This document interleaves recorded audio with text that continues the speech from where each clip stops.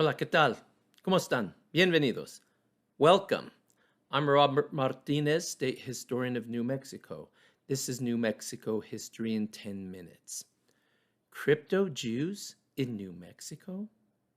How did this phenomenon happen? It starts in New Mexico many, many years ago. How did this happen? How did Hispano New Mexicans who are thoroughly Catholic start to manifest and show Jewish consciousness? Well, it starts around 1981 when my good friend Dr. Stan Hordes became state historian. I was just a young lad graduating from high school back then. But he was state historian for about 4 years, and during that time, some Hispanos started going to his office in Santa Fe and saying, I think we have a Jewish background. Our tío, when he passed away, he was facing the wall when he died. There were certain unique traditions that certain families would do on Friday evenings, the lighting of candles, certain dietary rules that were followed, no pork, all kinds of interesting ideas that kind of went against the grain of what a lot of Hispano Nuevo Mexicanos were doing and how they were living.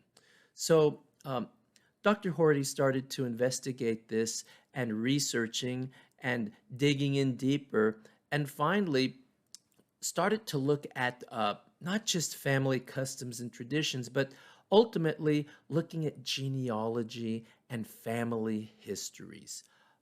Ultimately, he hired many people, Gerald Gonzalez, Richard Salazar, former archivist of New Mexico, and me. I was hired to help Stan do genealogies and try to dig in and find out what was going on with these people who were claiming to have Jewish beliefs, Jewish traditions, and Jewish background. Well, how does this happen? How do we get to this place? We have to go deep, deep into New Mexico's biological, cultural, and religious history that takes us to medieval and ancient Spain, as well as Mexico. So we need to look at Spain first. We know that Spain had Sephardic Jews for about 1,000 years until 1492. That means that the Sephardic Jews came about in the Iberian Peninsula probably around 70 AD with the diaspora of the Hebrew people, the destruction of the temple in Jerusalem by the Romans. We know that this scattered the Jewish people throughout the Mediterranean world, both throughout Europe and North Africa. A branch of these folks ended up going north into Europe, becoming the Ashkenazi Jews. Another branch goes to Iberia, to what's today Spain and Portugal, and they established the Sephardic Jews. Now, there were folks throughout the Mediterranean before the times of Christ. We know that the Greeks had become very Hellenized. They were heavily Greek, steeped in Greek culture and Greek society. It was like 70 years before the time of Christ that the significance of 70, there were 70 scholars who translated the Hebrew scriptures into Greek because so many of the Jewish people were speaking and reading Greek and not Hebrew. So we already know that there's some cultural mixing and cultural changing taking place. So there may have been Jewish people in the Western Mediterranean world even before the times of Christ. We know that Rome, the city of Rome, has an ancient Jewish community that goes back way before the destruction of the temple. So these folks are moving around and establishing themselves over 2,000 years ago. Well, they're part of the Spanish tradition, part of the Spanish population and culture, through Roman times, the Visigoths And then the Muslims, the Moors, the Moros come to Spain in 711, and they are in Spain for about 700 years until 1492. Well, it's funny, if you read some Spanish histories, they'll say, well, the Moorish occupation, as if it was some brief, temporary period of Spanish history. Not true.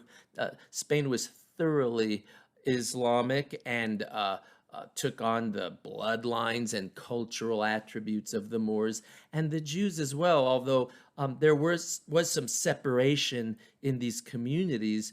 We know from DNA tests that there's North African and Sephardic Jewish DNA markers in modern Spaniards, Españoles.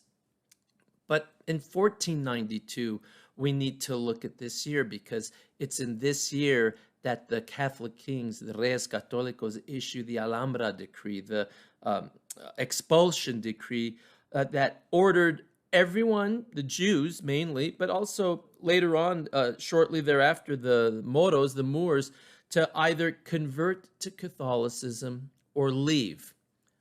It was a pretty brutal and, well, dogmatic thing to do.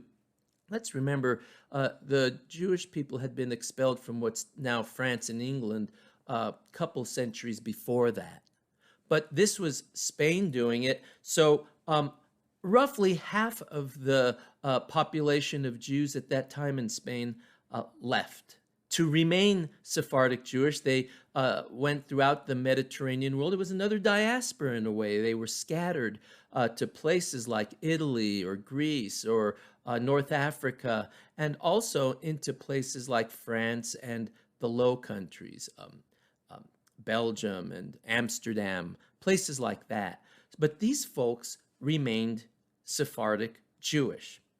The other half decided to stay. That Spain was their home for generations. They had lived there and established themselves there. So these folks converted to Catholicism. Many of them converted genuinely, while others converted and understandably would practice outwardly. They would be Catholics, but they would go home and practice their Jewish customs and beliefs.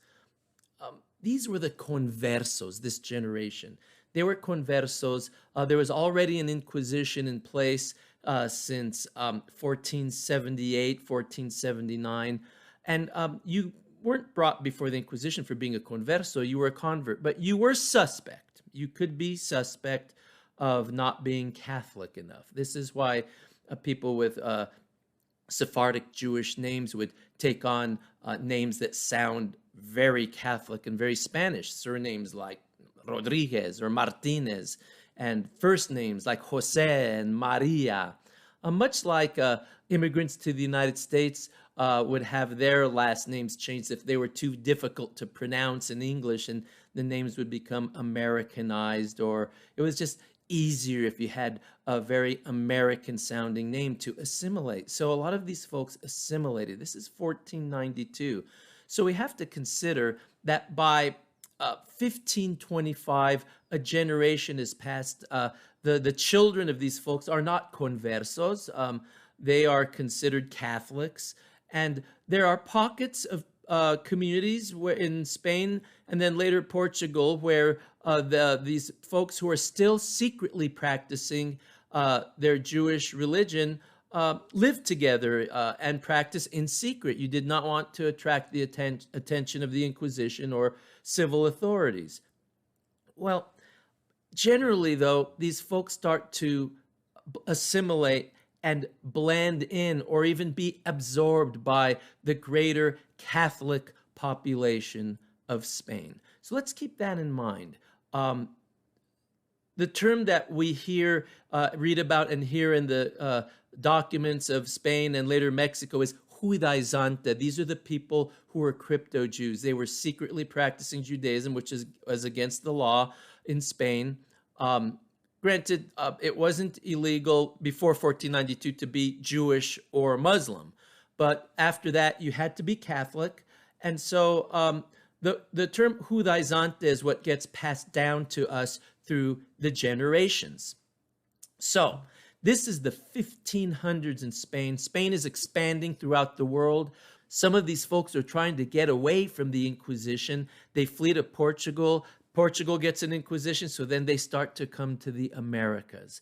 And they end up in places like Mexico City and outlying areas of Nueva España, New Spain. I'll continue this story in the next episode of New Mexico History in 10 Minutes. Adios. Hasta luego. Goodbye.